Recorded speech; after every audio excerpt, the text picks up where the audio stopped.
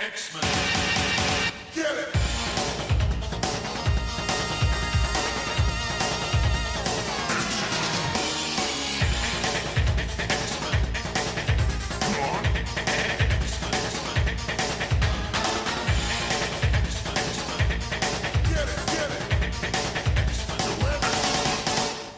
Hey everyone, and welcome to another exciting episode of Battle of the Atom. This is the podcast every Monday where I, Zack Jenkins, and my co-host Adam Reck go through 3 X-Men stories, and we tell you what we think about them. And we take that, and we put it on our list from, the top to the very, very pit's bottom X-Men stories of all time. Adam, how are you doing today? I am awesome. I am ready to go to the Disneyland of murder today. That's what we're concentrating on today. We have a couple of Murder World stories, and I couldn't be more excited because we're not alone today, are we, Zach? We are not alone, and you could not have said that creepier.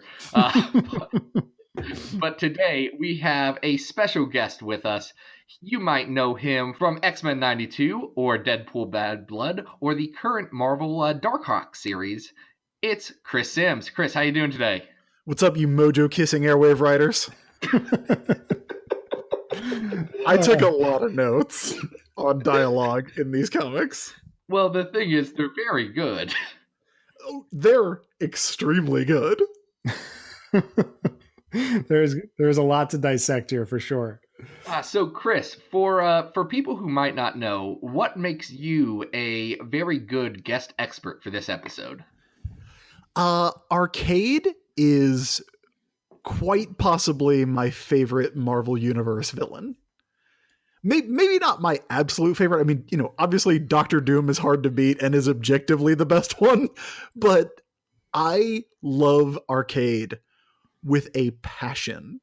I just recently wrote for Verge about how if they do a Domino movie, it should be Domino versus Arcade because that's the perfect battle. That's a great idea. It's amazing. I'm surprised they haven't done Longshot versus Arcade. And as far as I can tell, Domino's only met Arcade once, but come on.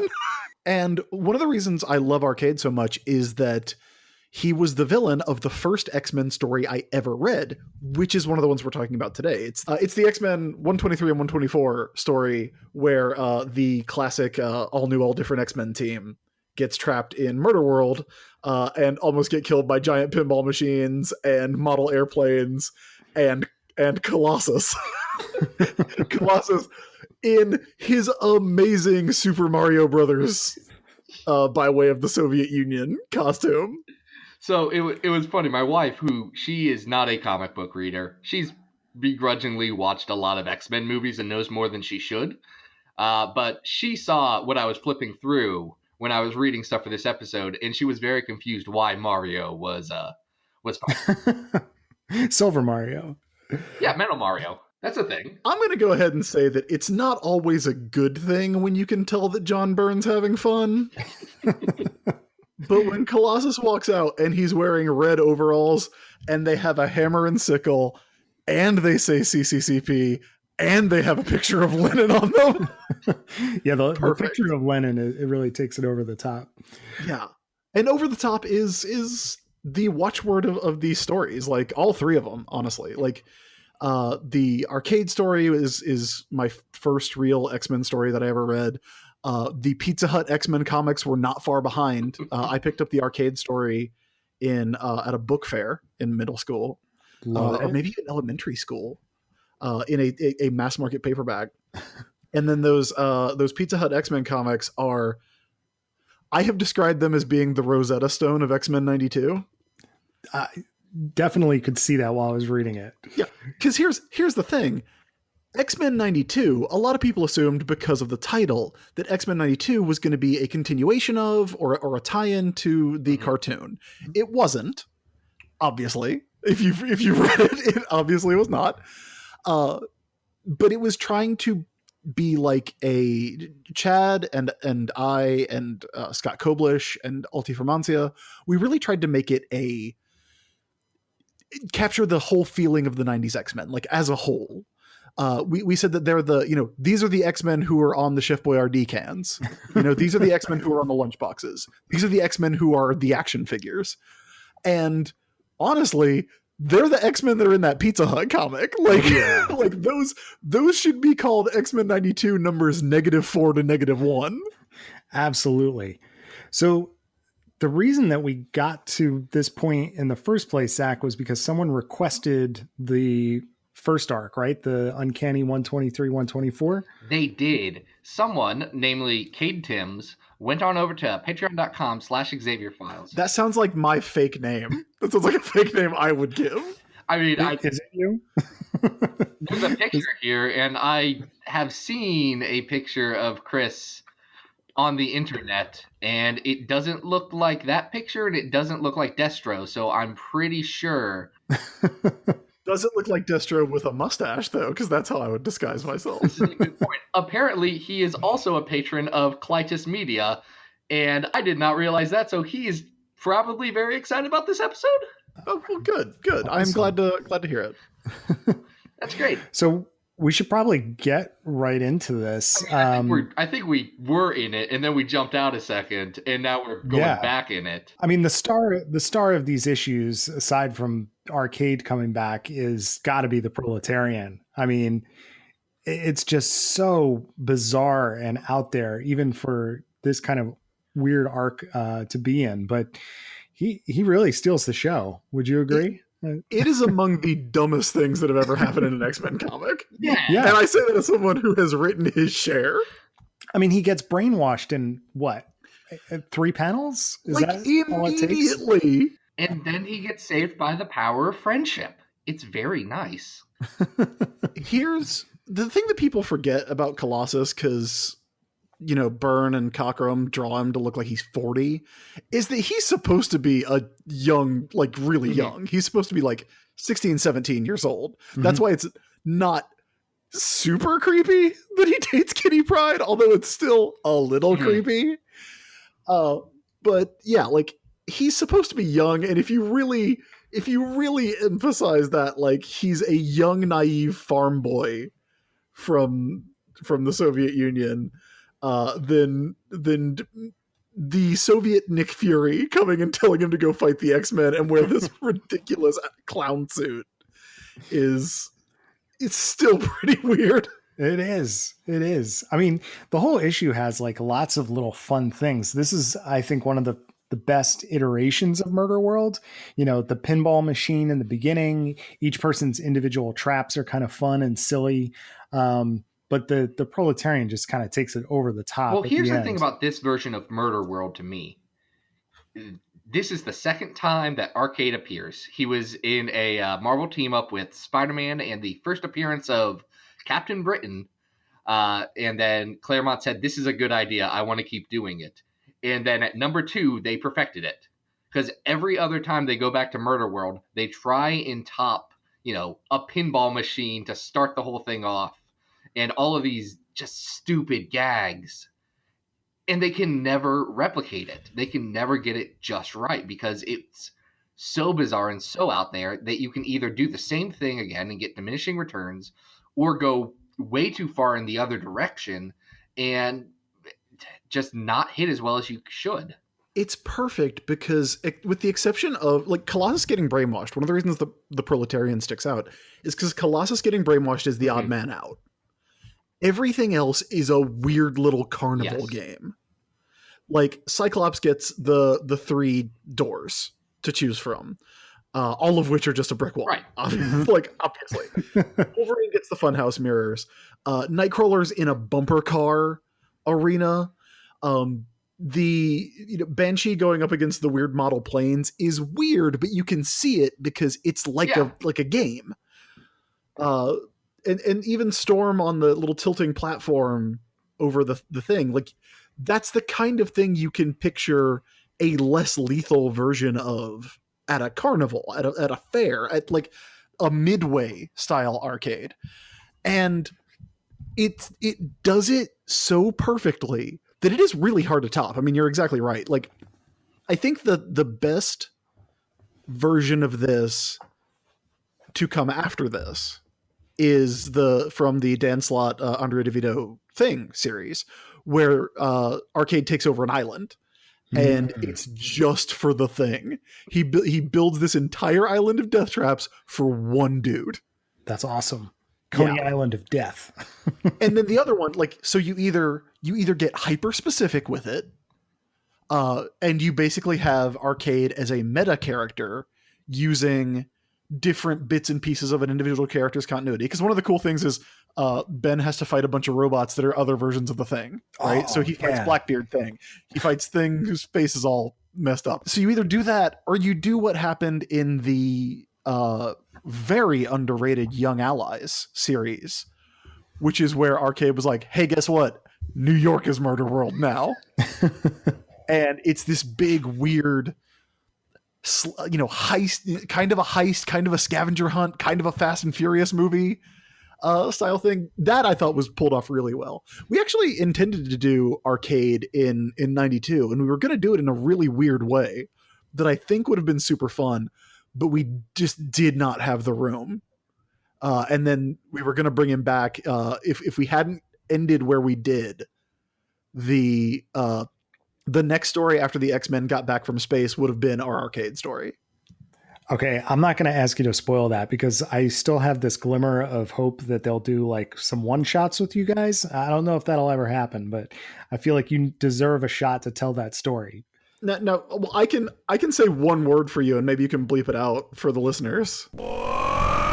Yes. Yeah, that's what we were going to do. That is very good. I'm on board. I also love in 123, Spider-Man's on the cover as guest starring in this comic. Mm-hmm. The thing he does in this comic is make a phone call. Oh, and then he destroys the phone booth like in sheer rage. It is an insane moment. Yeah, it's bonkers. He also literally hears a sound effect and says, "Oh, I know that sound effect from anywhere." I remember that, which I love, because if you go back to that, Marvel Team Up issue, it's that sound effect. Mm-hmm. Yep. And if you go to future Arcade stories, it's that sound effect. It is like the thwip, like the spatang. It is a distinct Marvel Universe sound effect. It is a thing you can recognize. Like this is a fun story. It's part of that weird chunk of X-Men from right before Dark Phoenix, where they didn't know what this new X-Men was going to be, where you get the leprechauns and you get these incredibly long Savage Land arcs and all this stuff. And it was getting to a point where it gets codified into what X-Men are. But, you know, if this story didn't exist and they tried to do it in like 1986, I think they would have gotten shot down by editors because they said, oh, that's not what X-Men is anymore. That's not what it's supposed to be. But it works in this weird transitional stage where, you know, Claremont has a lot of room to just do whatever he wants. I mean, you say that, but we've all read a lot of X-Men comics from 1986, and there doesn't seem to be a lot of telling him what not to do in those books. That's a good point. So right now on our list, we have 114 stories. At the top is Days of Future Past, and at the bottom is the Draco. We didn't start with the Draco, to be clear, Chris. We avoided that as long as possible. I mean, look, you're not wrong. I look, the one I take issue with on there is Days of Future Past being number one. So, Chris, do you have beef? You have beef with DOFP? Look, Days of Future Past is fine. It's more than fine. It's very, very good. It is a foundational Marvel Universe story. It's not as good as God Loves Man Kills. And Astonishing X-Men, the first arc, is very, very good. I'm looking at this being above God Loves Man Kills, and I feel like I'm having a stroke right now. I love it. You dare call that thing number 3?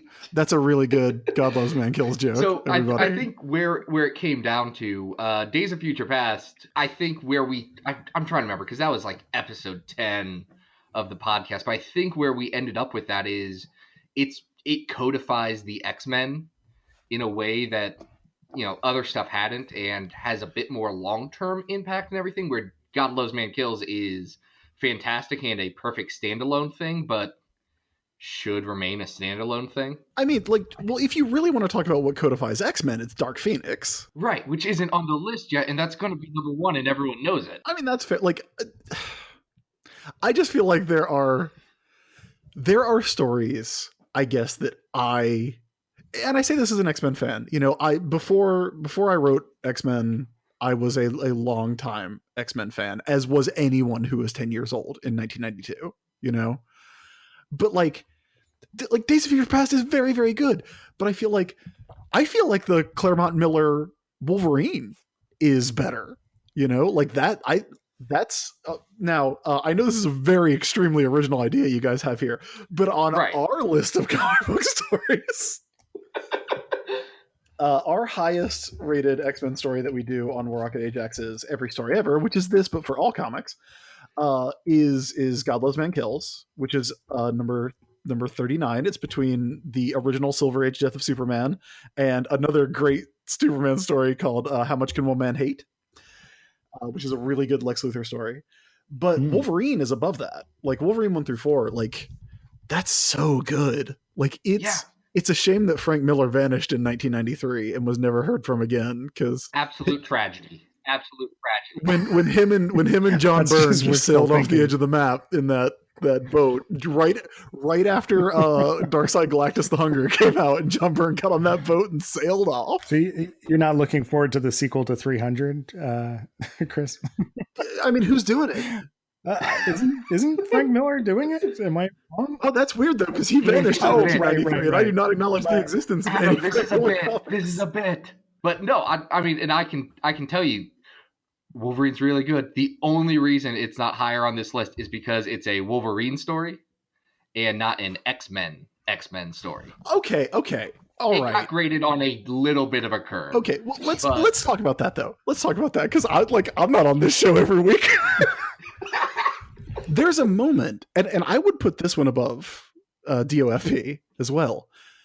There is a moment that changes comic books that I would rank higher than Days of Future Past, and it's to be entirely fair, it's the first part of Dark Phoenix, because up to that point, it's the Hellfire Club story. Mm-hmm. Yeah, because up to that point, for the past few years since X-Men 94 comes out, it's an ensemble book. It's mostly about Cyclops and Jean. They're the subject of the big stories. There's a little bit in there about this new team and how they don't really get along. But I mean, you go back and read Proteus, and Proteus is a story where Cyclops beats the crap out of the X-Men, right? Right. He throws a cup of hot coffee in Wolverine's face and then kicks his ass. So you get to 132, right? Hellfire Club shows up. They also beat the crap out of the X-Men. Who beats up? Is it Pierce? No, it's Shaw. Shaw beats up Colossus. Pierce reveals himself to be a Terminator. It's pretty good. And Harry Leland, the one nobody remembers because he sucks. Harry Leland drops Wolverine through 3 floors of a building, and you're like reading that for the first time. If you're in that era, not knowing what we got for the next 30 years, if you're in that era. And this is something that we used to talk about all the time at the comic book store. So this honestly comes from me listening to Chad Bowers, who was my co-writer on everything we've done at Marvel, from our friend Scott Simmons, from our friend Matt Gossett. But you know, it's true. It is backed up by the text. They drop Wolverine through 3 floors, and you're like, okay, so Wolverine's dead. Okay, cool. How's Cyclops gonna get out of this one? How's Jean gonna get out of this one? You know? Then you get to the end of that issue, and you get the best John Byrne panel ever of all time. Yeah, where Wolverine comes up and Tom Orzechowski, mwah, mwah, mwah. Yeah, boy. Okay, suckers, you've taken your best shot. Now it's my turn. From that point to about 2009, Marvel Comics is Wolverine Comics. That was like a dissertation, man. Like that Hellfire Club story, even with its weird racism, because like the weird thing, like the visceral reaction that you have to the weird scene where Wingard is manipulating Jean into thinking she's like in the 1700s and Storm is a slave. Yeah. It's super that's some stuff that would not fly today, I don't think, for good reason, for very, very good reason. But it's so viscerally shocking. And then you get the end of that panel, and then that next issue is just Wolverine killing dudes. And that's where it stops being about Cyclops and Jean. It is no longer their story. They get the rest of Dark Phoenix, but that's when, what if Wolverine went to Japan? What if Wolverine got married? What if Wolverine did some stuff? What if Wolverine had a secret identity who was just Wolverine with one eye? You mean the best costume and that's the ultimate secret identity is Patch. So Chris, one of the things that I think we've grappled with, and I talked about this very glancingly when I talked about Asgardian Wars, as we've ranked things on this list, is we've kind of struggled at times with the difference between our own nostalgia for some of these titles and like trying to look at the things objectively. So since this particular story, 123 and 124, is something from like your childhood, how high do you think you would put it in our list?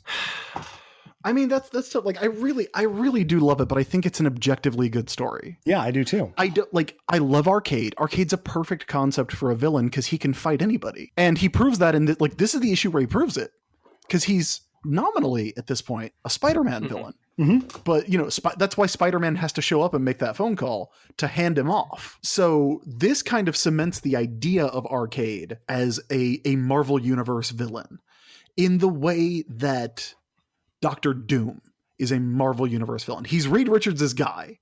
Right. And after this story, like, Arcade is kind of the X-Men's guy after this point. Yeah. But you're not going to be surprised if Dr. Doom shows up to fight Captain America, or if Dr. Doom pretends to be Iron Man for a couple of years. Like, or if Dr. Doom and Iron Man go to the Camelot and then go to the future 100 issues later.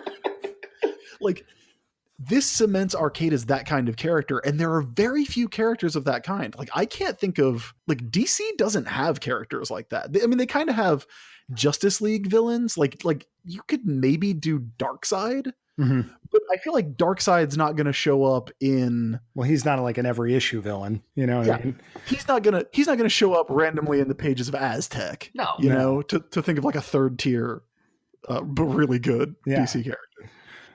Like, Blue Beetle is not going to fight. I would love to see Jaime Reyes fight Darkseid, by the way, heads up. But like Arcade, you're not going to be surprised if he's the villain of an Avengers story, the villain of an X-Men story, if he's fighting Hercules, like anybody.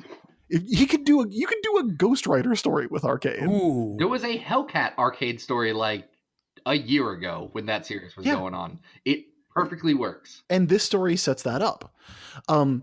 This story also sets up the fact that Arcade can lose and never lose his fun, like never lose his mystique. Like, because he's, for all that it's rigged, the brilliance of Arcade is that it's a game. There's always a way out. Well, and generally Arcade, correct me if I'm wrong, does lose. I mean, he's he loses in every appearance. The greatest assassin who never kills a single person. So. He kills a lot of teenagers, and the internet is very upset about that. Yeah. There is that, but it's implied, and we get some of that in 124, because we get like a little bit of Arcade backstory where he kills his dad while wearing a domino mask and like a supervillain henchman costume. It's very funny. Yeah, it's implied that he has killed a lot of people, just not like people who have code names and wear costumes. Right. And what it is he's the man with the golden gun. He's Scaramanga, who lures people into his death trap carnival because just killing them is too easy. And that's so dope. That's extremely dope. It's pretty good. So looking at this list that we've got right now, because we have spent a half hour talking about Arcade, and we are only going to continue that tangent as this goes on. I mean, y'all, it's better than Life Death. I am not getting out of here with this being on the list lower than Life Death. What I was going to say is my ceiling is the Uncanny X-Men 183, which is the one where Colossus and Juggernaut have a bar fight with that bar. Oh, that one's so good, though. That's another favorite of mine. It's like one of the best ones. It's very John Romita Jr., like at the, like just becoming like the John Romita Jr. that we know. It's like this and Nothing Can Stop the Juggernaut are like that's the turning point for him, and he's that guy for the next 30 years. Right. I think a good question might be, is it better than X Factor Fall of the Mutants, which is the Simonsons in like Top Gear with the Apocalypse Takes New York story? Is this better than that? Archangel's formation? You don't feel good after you read Fall of the Mutants. No, but it is an excellent story with the Horsemen, and Walt is like absolutely killing it with that Archangel design. So what I would say is I think Walt Simonson, his art is second to none, and I think that's his work on that is better than Byrne's work here. However, I think the plotting and the scripting in this Murder World story is probably stronger than the Fall of the Mutants one, where things just kind of happen. Mm-hmm. What I'm caught up on is this Cockrum Nightcrawler story, which is another just comic book creators having a lot of fun with something. Yes. I think it's better than that. I'd be willing to put it ahead of it too, because this is more in continuity. As Chris has argued, it really does set up a classic Marvel Universe villain. And the proletarians here too, guys. We can't forget about the most bizarre Colossus appearance here. So I think this would make a good number 11. Here's the one thing that sucks about this story. The one thing that sucks. Mm-hmm. There's only one. Is at the end of it when they get out of Murder World and Wolverine's like, hey, I'm going to go back in there and stab that dude in the face. And Cyclops is like, hey, we don't have the authority to arrest Arcade, mister. Like, you're an extra governmental paramilitary cult, guys. I had a big question mark in my head about that line too, but that's very Bronze Age comics, Yeah. But it's very soon after that, like you said, that would never come up again. All right. So is this our new number 11, Zach? This is our new number 11, Uncanny X-Men 123, 124, Murder World. Nice. And he only laughs when I hurt. From there, we are going to stay in Murder World, but in a very different context. Oh, you're telling me, boy. Hey, I've got some good news, guys. Adam X is back. Things are different, Deadlier. This is X-Force 29 and 30, written by Fabian Nicieza, pencils on the first issue by Matt Broom, and on the second issue by Tony Daniel. Here's what might surprise you. Of these three stories, there are two of them that I know like the back of my hand, and one I had to read today. And it was this one? It was this one. Because it's post-Rob. Mm-hmm. And my post-Rob knowledge of X-Force is very, very iffy. Well, in your defense, Rob's on the book for like 9 issues. So, Yeah. Here's the secret about post-Rob X-Force, because I just learned this secret recently. It's actually really good. And people forget that they do, like, Nicieza does a still traditional, X-Treme X-Force situation for a while. And then it turns into a teen hangout book for like 50 more issues. Yeah.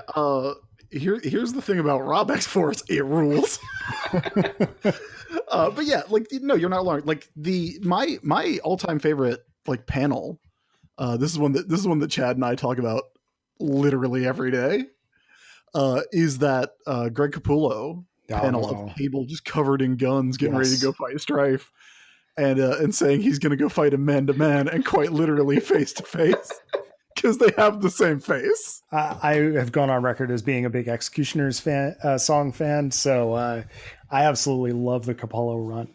So unfortunately, we don't have either the Rob or the Capullo on this. The art in both of these issues is super questionable, very 90s, trying to be, Lee Liefeld. But the basic plot is that Shatterstar's on a date with Richter, gets sucked into Murder World on a contract from Major Domo, and for some reason also runs into Adam X the X-Treme, who I guess before this we'd only seen in an annual. Is that annual right? Every annual that you're introduced a new character. Yes. Hey, listen. I'm not just dragging my Thetja spikes across your face because I enjoy it. There are flechettes in this, lots of flechettes, and there will be blood that will be burned. So, I'll tell you what I like looking at is the crystalline based laser hologram images in this comic that are very good. oh, There's a man. panel in the first issue of this comic where they forget to drop in art. Yes. Or they ran out of time or something. It's just there's supposed to be a hologram in one panel that is very not Well, it's there. see-through. It's a hologram. You look in the wrong light, it just all goes away. This is the wrong light.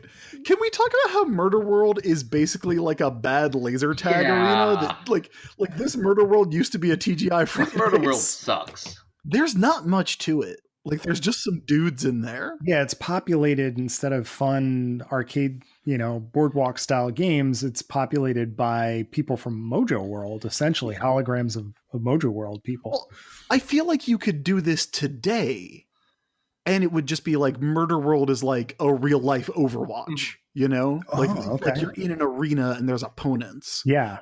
And you've got to survive. All these different dudes coming at you. Except here, it's like very clearly a warehouse with like 6 of the same dude and they're sucky dudes. And then there's also some random children that were tied up. That it feels like Matt Broom drew some hostages and then Fabian was like, okay. Who are these people? Oh, they're the family from earlier in the story. And that's their mom, but she looks the same age as them. It's weird. Yeah, Zazvid, guys. It's really weird. You say Zazvid or Zazvid? Doesn't matter. I always said vid like video, because I always assumed that was what it was referring to, but I have no idea. I used to say Zazvid because it sounds cooler, but I it's like that. like, since it's from Mojo World, it's probably That would make definitely sense. Zazvid. That's why I assumed it was. I guess we should ask next time. Last year I did a con. Chad and I were sat next to Fabian for a weekend. So There you go. if we ever do that again, I'll ask him. Hell no. So, What else do we learn here? We learned that Shatterstar's married, but he's never met his wife. yeah. They're genetically married. Which doesn't make any sense, right? Like, if it was genetics, then you'd be like, siblings?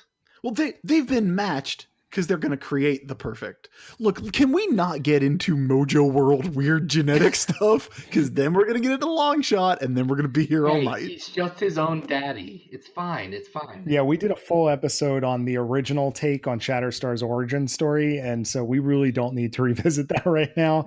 I would much rather talk about Adam X. The X-Treme? Yeah. Can we talk about Adam X's mutant power for anyone who might not be familiar with it? Yes. He can set your blood on fire.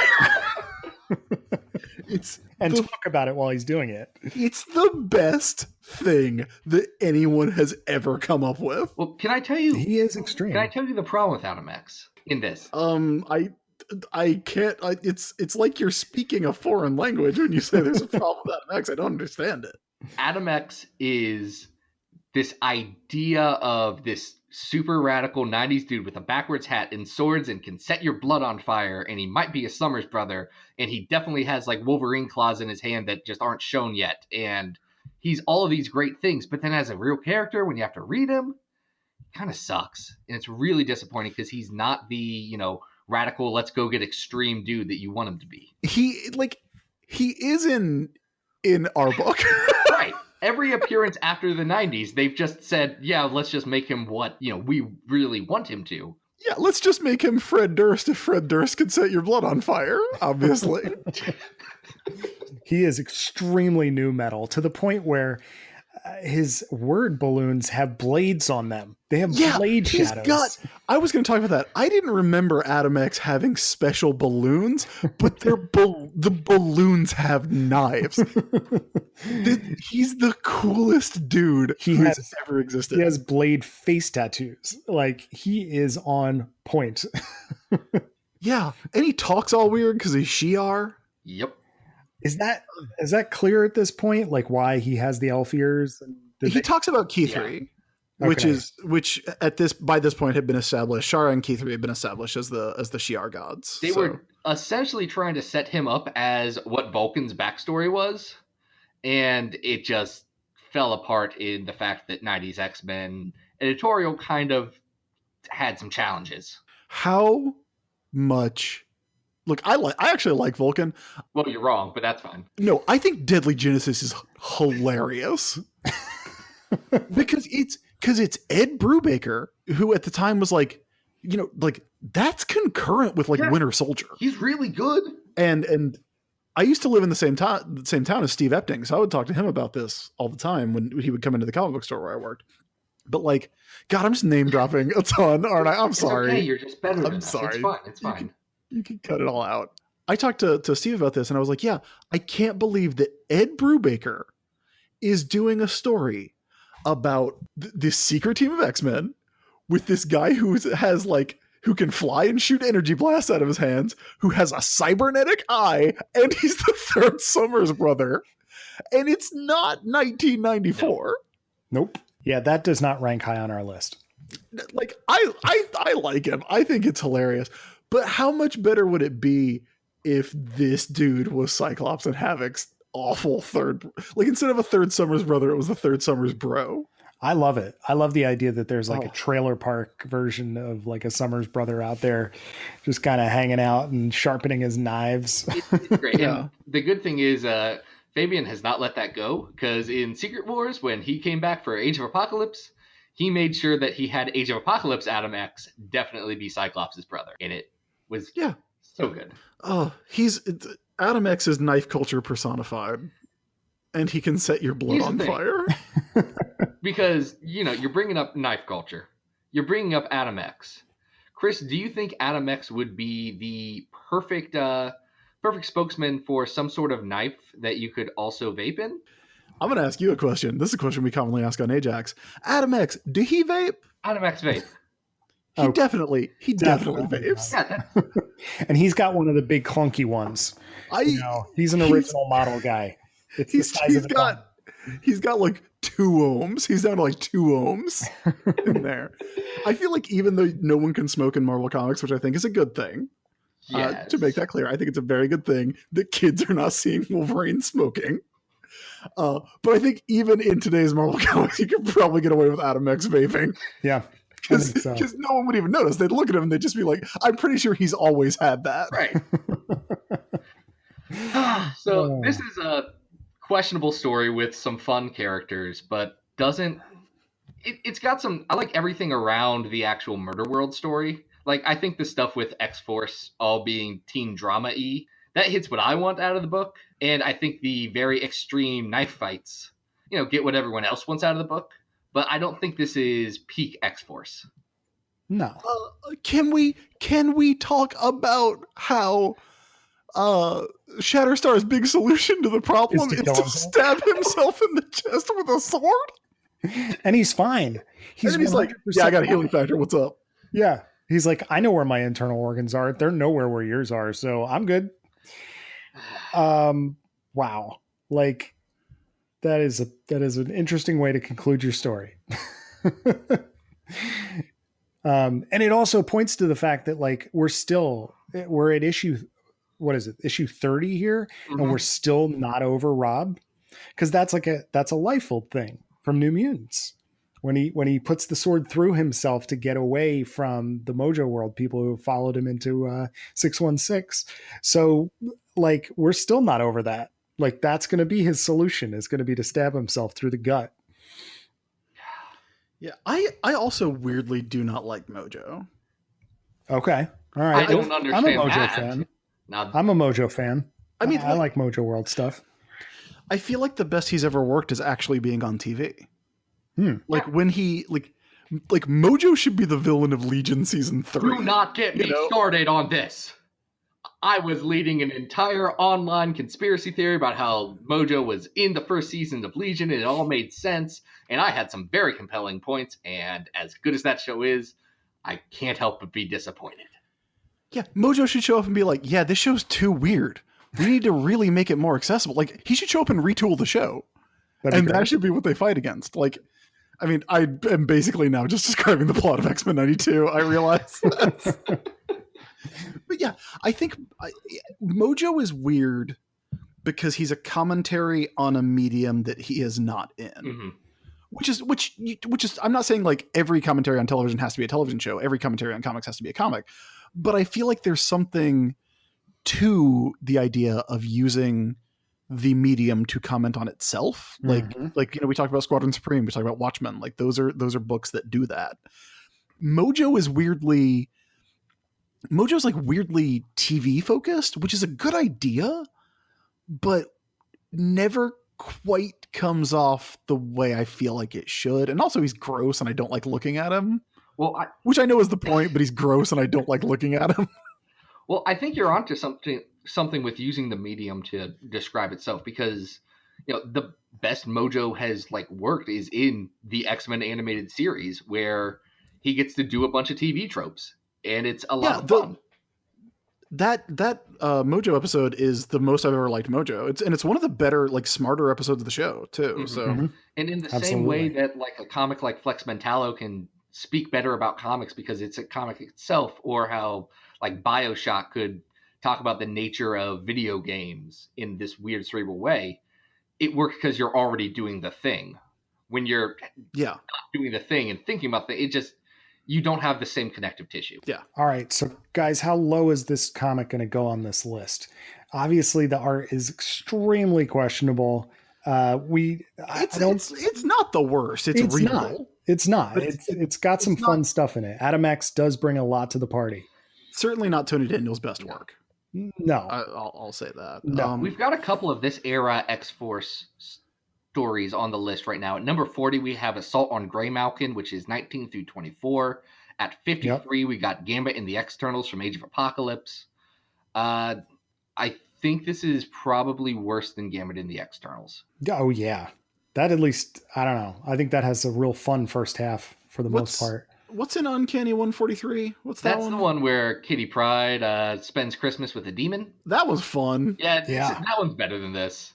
That one's pretty fun. You guys are looking way too high, man. We got to go lower for this thing. But I mean, like, A Miracle a few blocks down from 34th Street isn't great, Oh, Zach, he just punched you in the face. Yeah. I am a connoisseur of Christmas comics. Zach loves that one. Watch out. They meet Santa Claus. Let me tell you what this is not as good as. That's Uncanny 159, which should also be mad higher on this list. Oh, the Dracula issue? You know it. You know I love that Dracula. I forget what our logic was, but I feel confident in our decision.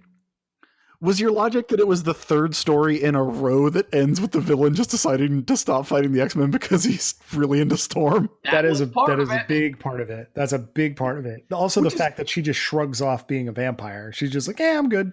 Like, that's not, like, it's never bad, right? Like, it's not bad when Magneto is like, you've convinced me, Storm. Like, I respect you. Like, you're strong. Maybe I need to, like, reevaluate this. And it's not bad when Dr. Doom's like, basically does the same thing. It's just that it happens 3 times in a row. Yeah. It's a safe place for Claremont at that time period. But like Tom Orzechowski doing that Dracula dialogue, those are beautiful balloons. That's beautiful lettering. I'm gonna say that this is more fun than Spider-Man Team Up #1. Oh, I love Spider-Man Team Up #1. It's very bad. Yeah. That's where Ben Reilly eats chili dog. Like, yeah, I think this is a pretty similar like comparison, right? Like the art is questionable. The story is super 90s in a not a great way. Well, we were just talking about fun this. Is this Deadly Genesis? Is this better or worse than Deadly Genesis? I like Deadly Genesis more. I think Deadly Genesis is fun. Yeah. And Zach, that I stuck up for it when we did it on the show. So I don't love it, but I thought that it had some quality to it. I mean, it's lower on our list for obvious reasons, but I don't think that this is better than that. Is it better than that arc in Ultimate X-Men where Charles Xavier gets pushed down the stairs? No. No. Stairs is better than this. Is it better than like the year that it takes to do Judgment War? Yeah. I don't even know about Judgment War. Judgment War is like a 10-issue long arc in X Factor where the X-Men go to space and fight Celestials, and it's not what you want it to be, but it does have Paul Smith art. All right, this is true. This is better than Poptopia, for sure. Oh, yeah. Poptopia is just aimless, weird nonsense. Yeah. I think we're looking in those like low 90s right there. I think the question is whether it's better than Judgment War or not. And I don't know. Well, it's certainly not better than that Jim Lee Mojo story. So yeah, like I'd say it goes as our new number 99. I like this better than Judgment War. Now we're going to talk about the gold standard in comics. I was really afraid that this was going to be the story that takes up all of our time. But apparently all of the stories may still be take here up for all of the several time. hours. This is the X-Men's Collector Edition, Volume 1's number 1 through 4. What you could buy. Do you know how much these cost? I believe they were complimentary. They were complimentary. Deal, wasn't it? You got the cup, you got the pizza, and you got the comic. I think it was like a $2.99 value. But I feel like, yeah, like you could only get it as like if you could not buy these individually, you did have to purchase a pizza. These are the Pizza Hut X-Men comics. They were written by professional stand-up artist Scott Lobdell. Different art on every issue. You got, who is it? Mike Harris, Jim Craig, John Herbert, and Andrew Wildman. Andrew Wildman? Wildman's probably right, but I want to believe his name is Andrew Wildman. Yeah. Hey, can I ask you guys a question? You fellas a question. Yeah, Go. Do you think this comic is cool? Yes. Maybe. Well, you're wrong. There's nothing remotely cool about what Gene, Bishop, and I are preparing to do, Jubilee. Entering cyberspace, the electronic subdimension that exists within the electromagnetic field of all computers, is dangerous under the best of circumstances. Why does Cyclops not think going into the Matrix is the coolest thing? No, Cyclops literally says, what you are about to read in this comic book where we go inside a computer and fight arcade is boring. not cool. And that's when I knew in my heart of hearts that Cyclops was always wrong. I mean, look. He is a stickler. This is a bad showing for Scott Summers. It's a good showing for the X-Men, though. Boy, howdy. I have never read this, guys, Have you until not? I was prepping for this episode. Adam. No, Adam, I mean, Adam. yeah. How old were you in 1993? I was 13. How did you not go to Pizza Hut and get these? Well, okay, so my Pizza Hut experience is a little bit before this. So like the moment when I was obsessed with Pizza Hut was they used to have Book It. Do you guys remember Book It? Oh, I know about Book It, yeah. Okay, so they had the Book It pins, they had the things, and the one I was the most obsessed with Pizza Hut was the Land Before Time puppets. They had these little rubber molded Land Before Time hand puppets, and for some reason that was like the rage in elementary, middle school. So I guess by this point I was still buying comics at the local comic store, but I don't think I was going to Pizza Hut for my local comic store. I mean, look, fair. So somehow I missed this. And I'm sad I did, because these are really something special. Yeah, I was a wee baby in 1993, and we don't need to talk about that. But I definitely had the Magneto and Storm and Beast issue of this since as long as I can remember. I'm going to tell you something. Okay. These comics are good, actually. Go on. These are good X-Men comics. There was before Wikipedia existed, before paperbacks were a thing, and you could catch up, there would occasionally be books, like miniseries that they would put out that would be designed to kind of give you everything you need to know. But instead of just being like an official handbook or just being like here's key scenes from comics with commentary, like they've done a couple of those, they would be stories that were constructed in such a way that it allowed you to get a grand tour, like a greatest hits of a particular character or team. DC famously did 3 of these. They did World of Krypton for Superman. They did Secrets of the Legion of Superheroes, where the framing story was that you found out R.J. Brand was a Dirtland. And they did what is still one of my all-time favorite comics, Untold Legend of the Batman, which was a very formative comic for me, where the hook of that book was that someone had broken into the Batcave and stolen Thomas Wayne's Batman costume and set it on fire. Ooh. And Batman was like, okay, I definitely have to find out who did this. So, that gives you the opportunity for Batman to go like, okay, well, which one of my villains is it? Because like, here's all the villains I have, and here's all the reasons they hate me. Here's, who else knows that I'm Bruce Wayne? Well, here's the guy who trained me when I was a kid. Obviously Alfred knows. With this X-Men book, it is legitimately, I have read these recently. This is not just nostalgia talking, although it kind of is, but I have read these fairly recently. These are good comics to tell you what the X-Men were about in the 90s. And as you two know, the 90s are insanely complicated for the X-Men. I'm glad you're getting into this, Chris, because it, for readers who may be not used to being fresh to the subject material, there is something kind of off-putting about these books in that anytime it mentions an object or a character, it has to define it. So it's like, okay, they're talking about Cerebro, so they have to tell you what Cerebro is. They're talking about the Danger Room, they have to tell you what Danger Room is. Yeah. They do these little bits about who each character is and what their traits are. And it does another thing that the animated series used to do, and it has a lot of little Easter egg things. In the background, here are some monitors with some other X characters. Here's a hologram of some of the other X villains that are not in this 4-issue series. So I can absolutely see where this could be a pretty solid introduction for a kid who's there to buy a pizza and is now going to get sucked into this world because they're getting this primer over these 4 issues. Yeah, because what do you need to know about the X-Men in 1993? What are the most important things to know about the X-Men in 1993 if you're going to become a fan? Number one, the Marvel Collector's Edition X-Men #1 is about Rogue and Gambit fighting Sentinels. Mm-hmm. Those are the 2 biggest things for 90s X-Men. It's the unrequited love story, the ship of Rogue and Gambit that has hooked so many people over the years, and there's giant robots made of racism that are trying to kill everyone. First of all, they don't get to Magneto till #3, which is hilarious, because #2 is about the Savage Land. So the second thing you need to know about the X-Men, Wolverine's a badass, and sometimes they go to a weird dinosaur world, which is also something that if you're 10 years old, if you're 11 years old, if you're 13 years old, you're going to think is awesome. Then the fact that they cap it all off by being like, oh yeah, it must be arcade inside a computer.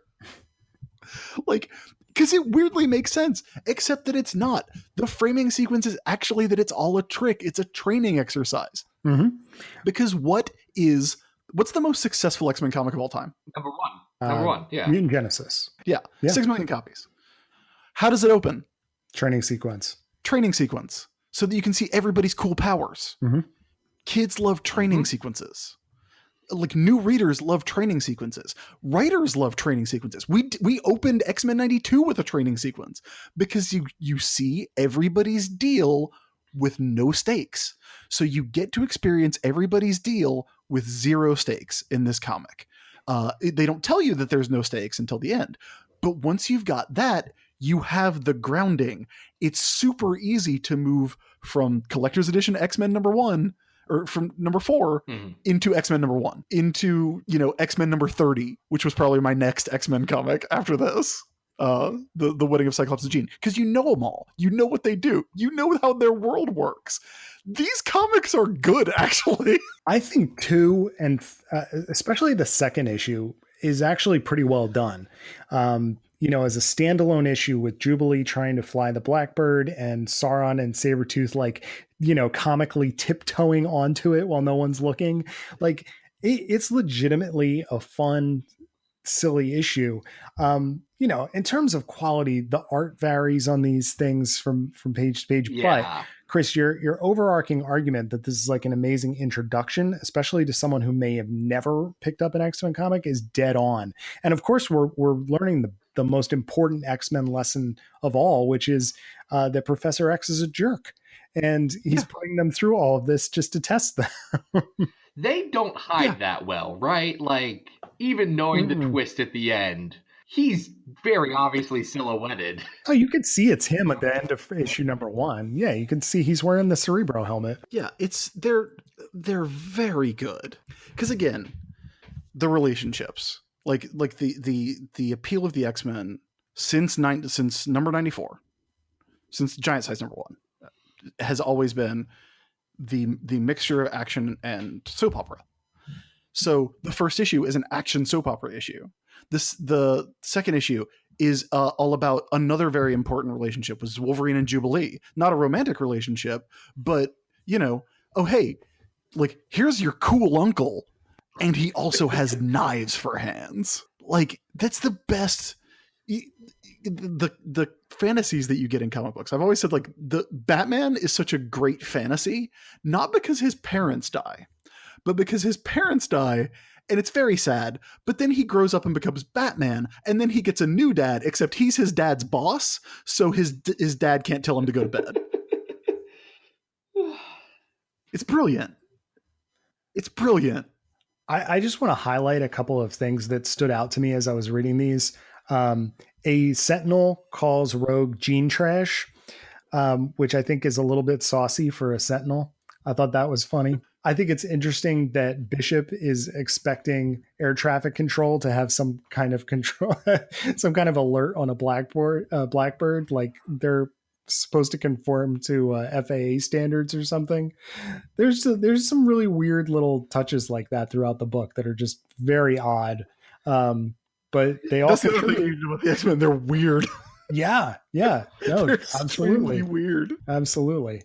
So yeah, quality I think is maybe a little questionable here, but if you're a kid and you're looking to figure out what this world is, you could do worse. It accomplishes what it sets out to better than most comics do. And I think that's the important thing on it. It's supposed to be have you watched this cartoon? Well, comic books are a thing, so go read this. Mm-hmm. And it works really well on that.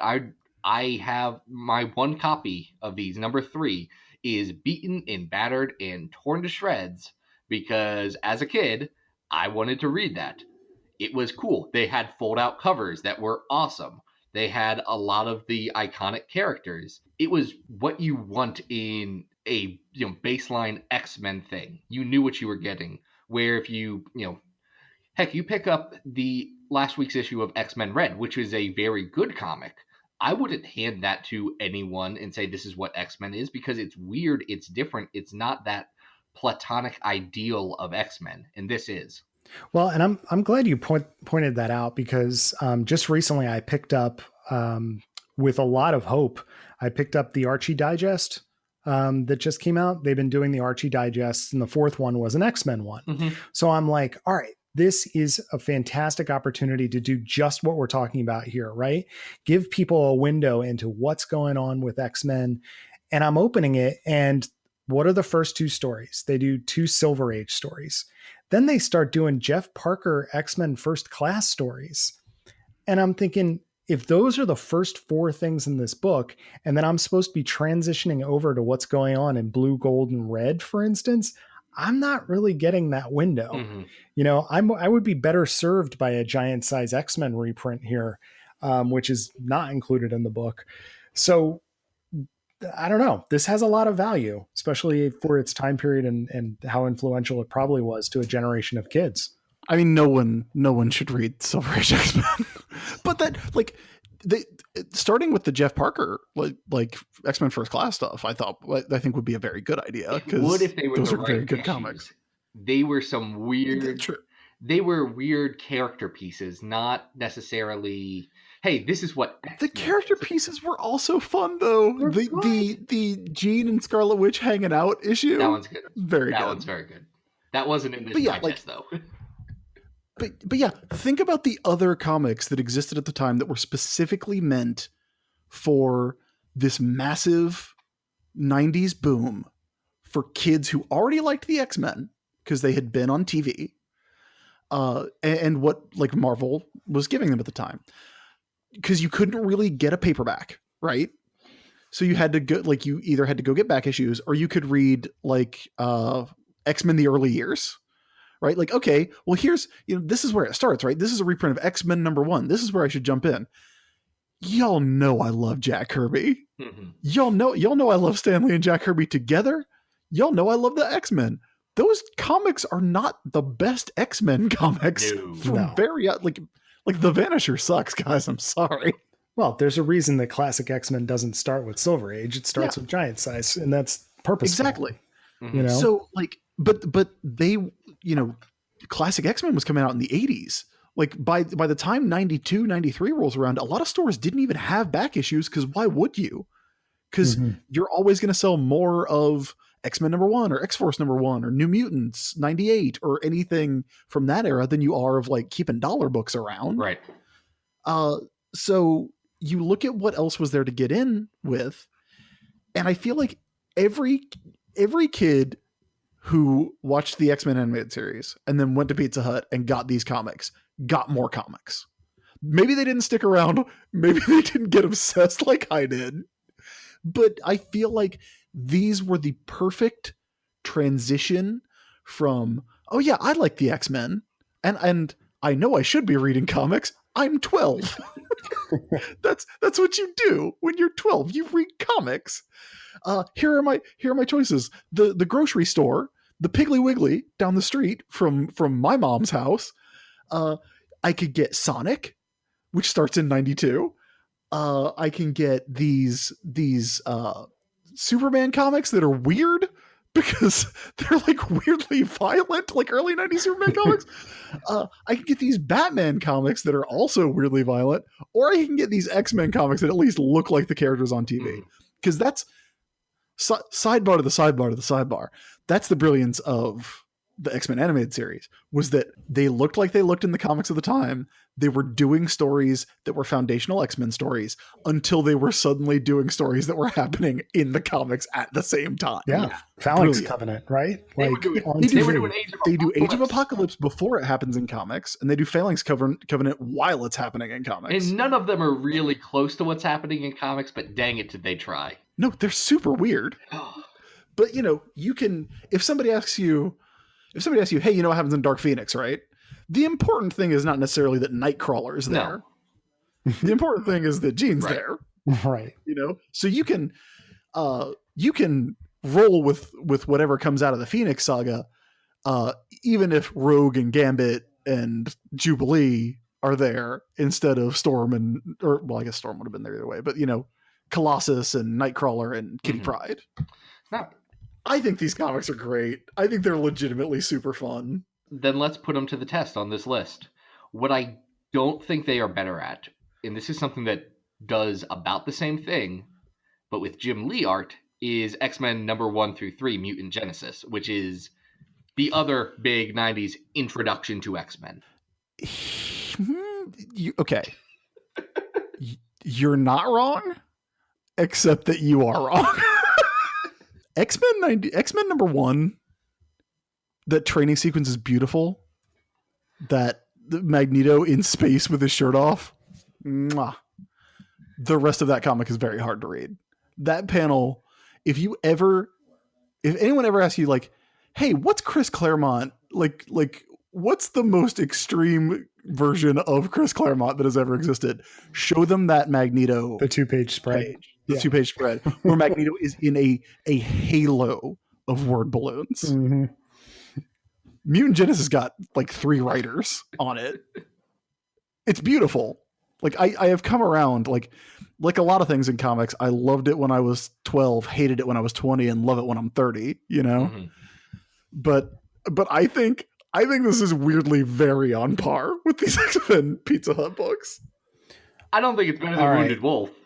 The one shot where Wolverine fights guys. Why are we looking so high in the list? You're really looking at Wounded Wolf? No. Because they're great. But we have to think about this objectively to a certain extent. Like, I mean, you do. I don't. I'm not going to be here next week. Yeah, they serve a certain purpose, but at the end of the day, like extremely questionable art, like random mentions of pizza for contractual obligations, like these. I don't know, man. Was that a contract, or did Scott Lobdell really like puns? Because I can't tell. Here's my question: what's bad about pizza? Like, are you going after pizza now? Because look, I don't know if you've had it. It's great. No, but I'm looking at, let's say, like our top 30. I can't put this in the top 30. This isn't better than. I'm in the top 30 and I'm telling you to put it in the top 30. Yeah. But okay, then what you should do, you should put this right under X-Men 92. Right under X-Men 92. Because we had because Alti did a bang up job with all the weird nonsense we asked her to draw. She's amazing. She's I absolutely love outstanding. her art. When we got Alti, is when we asked her, like, hey, what are your influences? Like, what was the stuff you read growing up? Because we obviously read like a bunch of 90s X-Men nonsense. And she was like, well, when I was growing up, I really liked Gen 13 and Dragon Ball Z. And then we wrote the issue where Rogue fights Gladiator.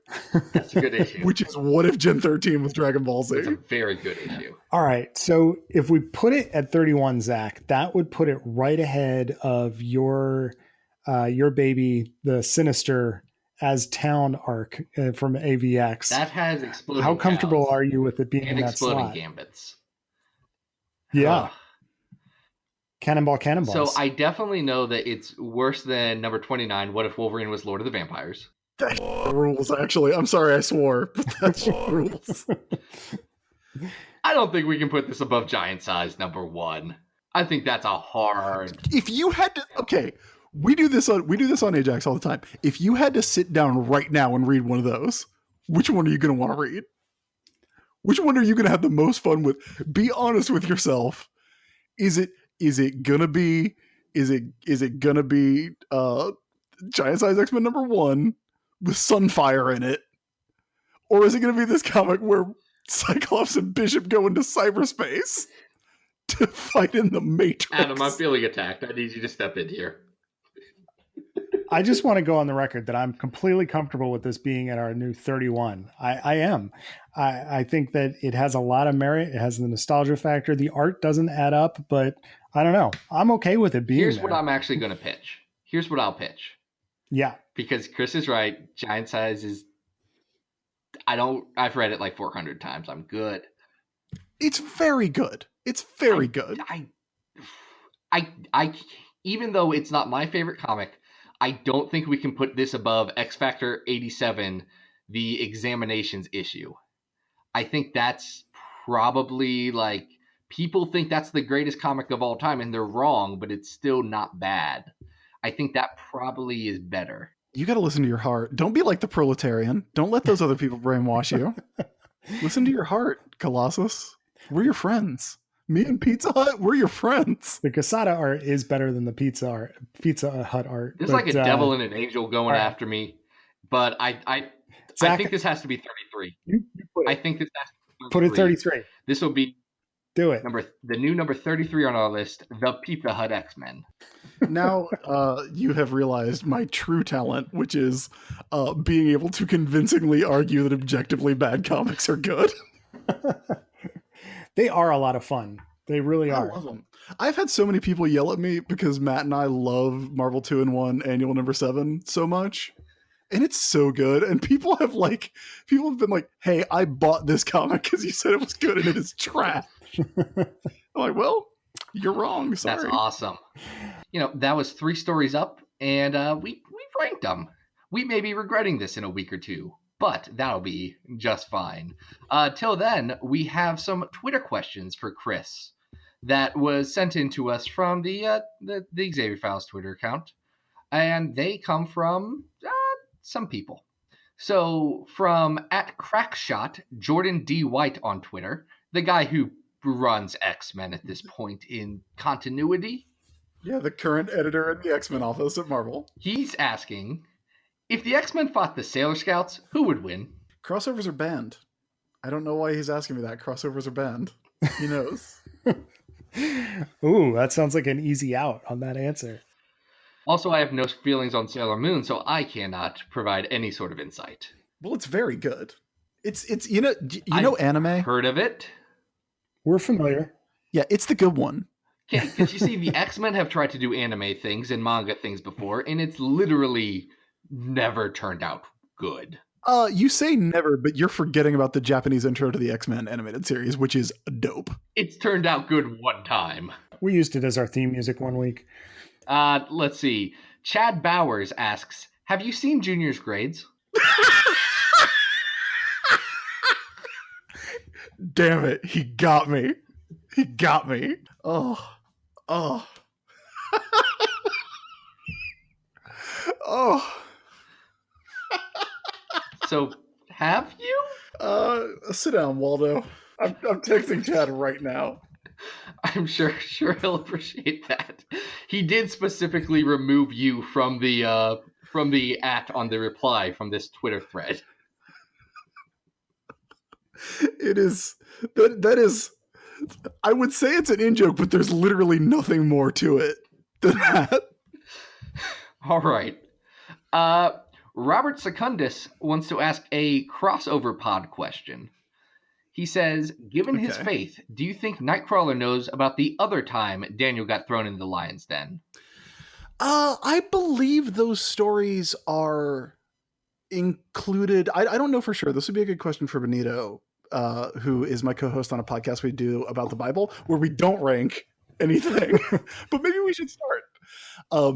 But I believe those stories are included in the Catholic Apocrypha, which Nightcrawler is canonically Catholic. Like he was canonically a priest, right? He wasn't a Catholic priest. But so was he not? No, because they switched. Do we know what denomination he was? It was like It wasn't the Universal Church of Life, because that's the Adam Warlock thing. It was something. It was supposed to be Catholic, and then you've heard of Chuck Austin. He messed that up pretty good. Look, I have to say this every time because Chuck Austin got so much guff. Yes. Not a lot of it undeserved, yes. To be honest. He's doing great now. He's working on genuinely great stuff. I could not be happier that he has found and this sounds sarcastic, I swear it's not. I'm glad Chuck Austin is out there doing his thing, being done with comics and succeeding elsewhere. Yes. Genuinely. Yes. Because it wasn't working out for him in comics, and that's all. Yeah, but yeah, according to him, Nightcrawler wasn't actually a Catholic priest, and it gets very dumb. It gets very dumb in a 25-cent comic that no one should read. I think we got like a couple more. Chris at Strictly Worse. That's my name. That is your name. He asks, "Who are your favorite comic Chris's?" I mean, I feel like the obvious one for this podcast is Cyclops' deadbeat dad. Yes, that's a good one. Who was like, yeah, I got 2 kids, but I would rather hang out in outer space with a mustache and an earring and have sex with a skunk. So that's what I'm going to do. Let's see. This Chris Powell, of course, is Darkhawk, who is currently in Infinity Countdown Darkhawk by me and Chad Bowers and Gang Hyuk Lim, who is an amazing artist, and he's a big fave. Let's see, who are the others? I guess there's Chris Chance, the Human Target. He's pretty cool. I can't think of it. I know Nathan Christopher Charles, Dayspring and Scotty Sun Summers, if that counts. Talk about Cable Soldier X. I am talking about the Mutant Messiah. You talking about CAB1E? I'm out of nicknames for Cable. I love him. I love him. You talking about the link between the past and the future? The cable that connects us all? The one and the same.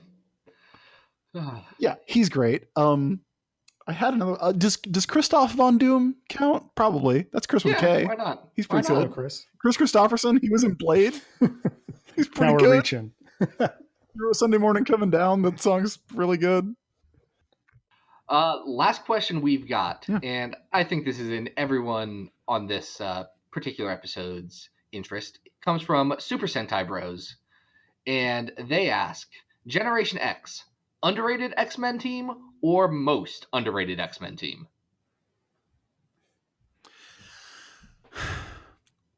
Underrated X-Men team, obviously. For me as a reader, never quite what I wanted. You know? Again, I like all those characters. I love Monet. Monet is great. Where it clicked for me, because I wasn't like Chad was a bigger Generation X fan than I was. So bringing the Generation X kids in was his idea in X-Men 92, as the kind of next generation of students. And that's what got us talking about, like, oh, well, what if, if X-Statix happens when X-Statix happens, then they're teenagers in the 90s, right? So that's why we brought those characters in. But where it clicked for me writing those characters was realizing that Monet is Veronica Lodge with Superman's powers. Ooh, that's a great... And that's the best premise. It's the best possible character. And I could have written, the easiest thing in that book for me to write was Jubilee Monet stuff. Like, I could have written, we really wanted to do an annual that would just focus on the kids. Like, while the X-Men were off fighting strife or whatever, like, it would just be what the kids do when the X-Men aren't around. And I just wanted to write like a Jubilee Monet like team up, antagonistic team up story. So fun. But yeah, super underrated team. I love those characters. I love those suits too, like, because they're very, very 90s. Like, that's what superhero costumes look like in the 90s. Mm-hmm. Like, if you were gonna draw a 90s superhero costume from memory, it would be the Generation X costume. Absolutely. If you were going to say, since you don't think they're the most underrated, who would be the most underrated? The 92 X-Men. Are they underrated, or are they the ones that everyone knows? Look, I mean specifically our book. Fair enough. Fair enough. Look, Generation X got more than 14 issues, so yes. So that I think wraps things up. Chris, thank you again for being on the show. Y'all, I have had a blast being here. This has been a super fun time. Thank you for letting me come on and make my awful jokes and make you rate that Pizza Hut comic where I wanted it to be. Only for you. But Adam X is back, and things have never been deadlier. So thank you so much for having me. Thanks for being here. That's great. Hey, what are you working on nowadays, and where can people find your stuff if they want to see it? You can find all of my stuff, almost all of my stuff, by going to the-isb.com. That's my homepage, and it's got links there to everything. I write a ton of stuff online for various outlets. I talked about writing for Verge earlier. I primarily write for Looper these days in my day-to-day internet writing. But comics-wise, Infinity Countdown Darkhawk is coming out now. That's at your local comic book store, and it's really fun. If you have any interest in Darkhawk, who's a great character. What if Spider-Man could Shazam into the Terminator? That's him. He's great. I love him. That book's got Death's Head in it. We get to do some super violent fights because nobody cares if it's alien blood. So that's fun. So yeah, Infinity Countdown Darkhawk's out now. Obviously, books like Deadpool Bad Blood are still available in comic book stores and bookstores and online. X-Men 92, you have ranked it very highly on your list, which I really appreciate. Chad and I and Alti and Scott are all very, very proud of what we got to do with that book, and I think it's super fun. And the only thing I wanted to do was a Dracula story, so I'm glad we did it. As we danced like no one was watching on that one. We're huge fans of X-Men 92. So as I said before, I hope you guys get another crack at it at some point.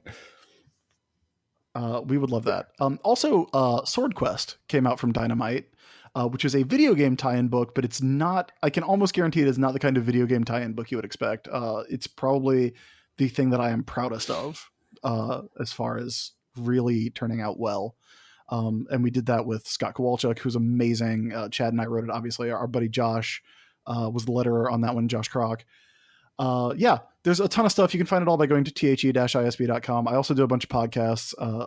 On War Rocket Ajax, we do this, but for every comic, with a list that has 754 entries on it right now. People seem to like those. We do other things as well. We have interviews, and we talk about comics and pro wrestling and barbecue and all that good stuff.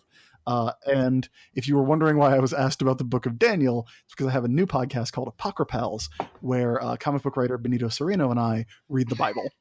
We do not rank it, but we are reading the entire Bible and all of the Apocrypha that is extant. So that is I actually edit that show. I've been doing podcasts for 9 years and I've never edited, and it sucks. So editing is hard. So give it a listen. You might like busy guy, Chris. Yeah, I never sleep. Awesome. Well, again, thanks for being on the show this episode, Chris. If you guys liked what you heard, you can go on over to patreon.com/XavierFiles. You can support the show. If you throw in $2, we will craft an entire episode around your suggestion. So, make that happen if you want, or if you can't, or you don't want to, or whatever, that's fine too. The show's like always going to be free. So just listen if you feel that way. Everything involving the Xavier Files media empire and all of my related X-Men junk is at XavierFiles.com. That's where I have weekly articles about different X-Men characters, all your latest X-Men news. That's where this podcast is.